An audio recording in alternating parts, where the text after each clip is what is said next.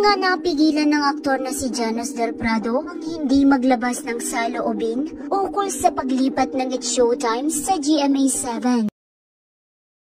Tinawag niya nga itong mga hipokrito dahil sa paglipat ng istasyon. Ang pinaguhugutan nga ng aktor ay nung taong 2020 hanggang 2021, nakasagsagan nga ng mga naglilipatang artista noon at isa nga si Vice Ganda noon sa mga prangkang nagsasabi ng loyalty pagdating nga sa ABS-CBN. Kaya naman tinawag niyang hipokrito si Vice Ganda dahil isa nga ito sa mga bumabatikos sa mga artistang naglilipatan ng network. Pero ngayon nga, tila nagbago nga ang ihip ng hangin dahil nga sa paglipat umano ng It's Showtime sa GMA7.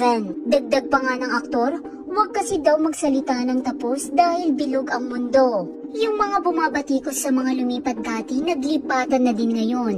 Kala ko ba hindi loyal ang mga lumipat?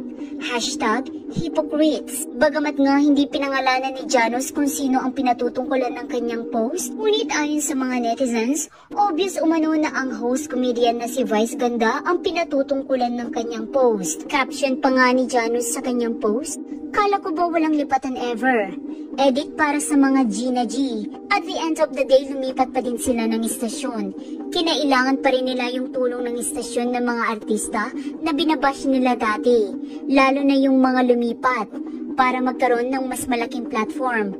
Lesson, huwag magsalita ng tapos. Bilog ang mundo." Tila galit nga si Janos Del Prado dahil kung matatandaan, isa nga si Bea Alonzo sa lumipat mula sa ABS-CBN papuntang GMA Network. Hindi naman nga lingid sa kaalaman ng lahat na si Bea Alonzo ay matalik na kaibigan ni Janos Del Prado. At noong taong 2021 nga, isa si Bea Alonzo sa lumipat ng istasyon at tila hindi nga nagustuhan ni Janos Del Prado ang ginawang pagpaparinig noon ni Vice Ganda patungkol nga sa mga artistang naglilipatan. Kaya naman, ang pagpaparinig umano na ito ni Janos Del Prado ay tila pag-resback nga kay Vice Ganda. Kasalukuyan nga ang umaani ng samut-saring reaksyon ang post na ito ng aktor. May mga sumang-ayon na netizens dito, ngunit kapansin-pansin na mas marami ang nambabash sa kanya. Di nga nagustuhan ito ng ilang netizens, lalo na nga ang madlang people, kaya naman umaani ito ng katakot-takot na pambabatikos sa kasalukuyan. Pagtatanggol pa nga ng mga netizens,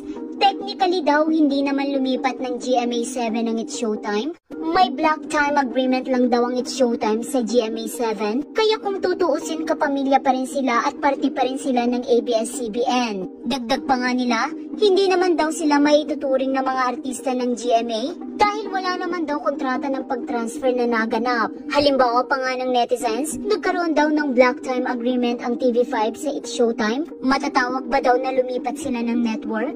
Di ba hindi naman umano dahil ABS-CBN pa rin ang matatawag nilang mother network? Siyang ang management na nangangasiwa sa kanila. Sa katulad nga na pagkakataon ay ganun umano ang nangyayari ngayon sa pagitan ng GMA7 at ng It's Showtime. Samantala, maanghang man ang mga naging pahayag ng aktor na si Janos Del Prado ukol kay Vice Ganda at sa It's Showtime, wala pa naman tugon ng comedian TV host ukol dito. Pero knowing Vice Ganda nga, hindi po pwedeng hindi ito rumesbak.